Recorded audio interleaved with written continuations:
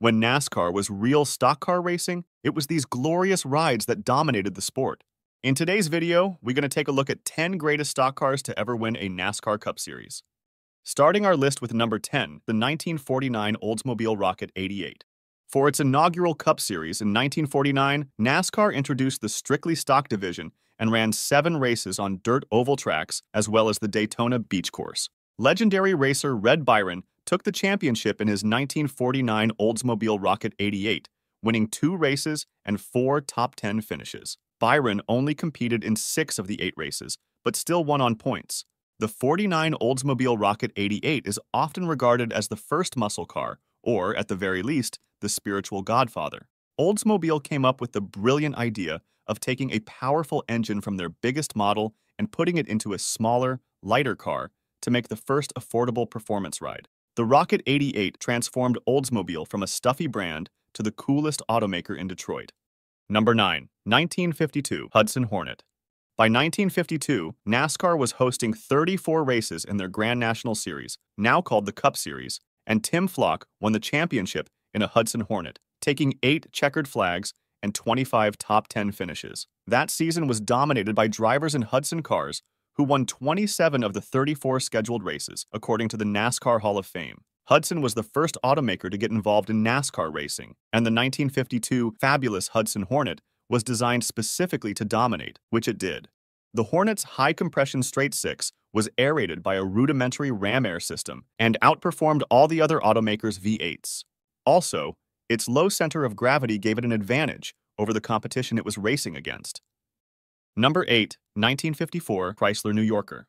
Lee Petty wasn't just a racing legend, he was the patriarch of the NASCAR royal family, Richard Petty's father and Kyle Petty's grandfather, as well as Adam Petty's great-grandfather. He was also the first NASCAR superstar, winning 3 Grand National Series championships. In 1954, his first, he did it in a Chrysler New Yorker with 7 wins and 32 top 10s. The New Yorker was generally known as a slow-rolling luxury land yacht, but 1951 saw the introduction of the Chrysler Firepower Hemi V8, which was a game-changer in auto racing. Cranking out 180 horsepower, it was easily a second faster in all performance metrics than any other engine out there, and had a top speed that couldn't be beaten. Number 7. 1956 Chrysler 300B. Buck Baker won 14 races and had 39 top 10 finishes to destroy the competition in the 1956 NASCAR Grand National Series, finishing 400 points above the next closest racer. He achieved this feat in a Chrysler 300B, which was part of an amazing Mopar team that season. The Chrysler and Dodges of Carl Kiekhaefer's racing team dominated the year, including claiming all 16 victories in the summer. The Chrysler 300 letter series were high-performance luxury cars made from 1955 to 1965. The 300B was the 1956 entry and came with a choice of a 340 horsepower or a 355 horsepower, 354 cubic inch Hemi V8. Either way, it was the fastest thing available then, but the higher option level was the first American engine to achieve 1 horsepower per cubic inch of displacement. Number 6. 1960 Chevrolet Impala. The 1960 NASCAR Grand National Series season had almost 200 drivers who competed in at least 1 race, but it was Rex White, with 40 starts, who took the championship. With 3 pole positions, 6 wins, 35 top 10 finishes, and 24 top 5 finishes, White held off the nearest competitor, a young Richard Petty, by nearly 3,000 points, and he did it in a 1960 Chevrolet Impala. Chevy made almost 500,000 Impalas in 1960, and it would eventually be the favored year for low-riders. The ones equipped with the 348 Special Super Turbo Thrust with triple 2-barrel carburetor engines were too fast to be scraping the pavement. With 350 horsepower, the 60 Impala wasn't just a NASCAR, it was a factory drag car. Number 5. 1962 Pontiac Catalina.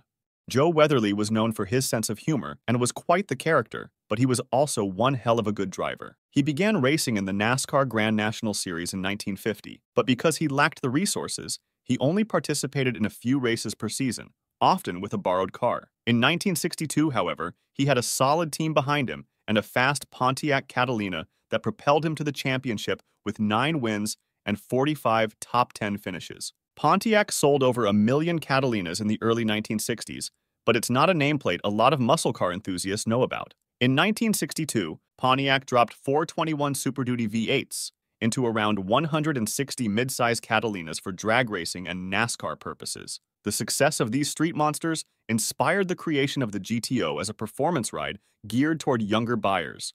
Number 4. 1964 Plymouth Belvedere. It's hard to follow in the footsteps of a legend, but Richard Petty not only matched his father Lee's success, but surpassed it with 7 Cup Series championships and 200 race victories. His first championship came in 1964 in a Plymouth Belvedere with 9 wins and 43 top 10 finishes. Richard Petty has raced cars with multiple manufacturers, but 6 of his 7 championships were in a Plymouth or Dodge. The 1962 Plymouth Belvedere was the lucky first car to receive the iconic 426 Hemi V8 engine, and it proved to be the fastest car any American automaker had produced up until that point. Hemi-powered Belvederes finished first, second, and third at the 1962 Daytona 500, with Richard Petty's Pontiac taking the checkered flag. Number 3 is the 1965 Ford Galaxie 500 XL. After Richard Petty smoked the competition in 1964 with his Belvedere 426, NASCAR banned the Hemi engine until it sold at least 500 production vehicles equipped with one. As such, Chrysler sat out the 1965 season, which opened up the door for Ned Jarrett and his Ford Galaxie to take the Grand National Series championship with 13 wins and 45 top 10 finishes. The Galaxie was Ford's answer to the Chevy Impala and Plymouth Belvedere in full-size performance cars. The Galaxie 500 XL was the top of the line in 1965 and came standard with a 352 V8. But according to Curbside Classic, the 427 was an option. Despite having an extra inch of displacement, the 427 wasn't quite as powerful as the 426 Hemi, but Mopar was sidelined in 1965, so Blue Oval had no worries at the track. Number 2. 1970 Dodge Charger Daytona.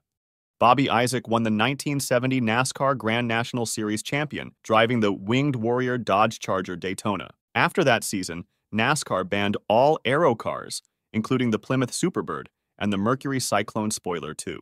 The thing is, Isaac only won 11 of the 47 races he started that season, so it's not like Daytona was unbeatable. Dodge had high hopes for the Charger 500 in 1968 in the NASCAR competition, but the dominant street machine wasn't aerodynamic or the best oval track performer. To remedy the situation, engineers came up with the hyper-aerodynamic Charger Daytona with its big nose cone and even bigger rear wing spoiler. Thanks to NASCAR homologation requirements, these cool, weird rides were sold to the public.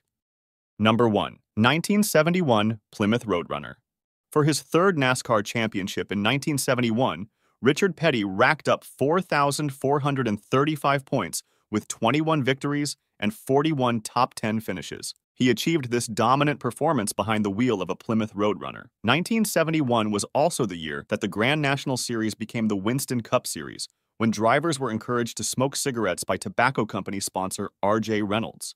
It's unclear how much cigarette smoking Richard Petty did, but his Roadrunner could certainly smoke everything off the line. 71 was the first year of the redesigned second-gen Roadrunner, taking it from a bare-bones box to a sleek, supersized pony car. Equipped with a 426 Hemi, there was nothing else on the road that could touch it. The improved aerodynamic design made for great handling at high speeds, and Petty's amazing 1971 NASCAR season is all the proof of that. Thanks for watching. Don't forget to like and subscribe.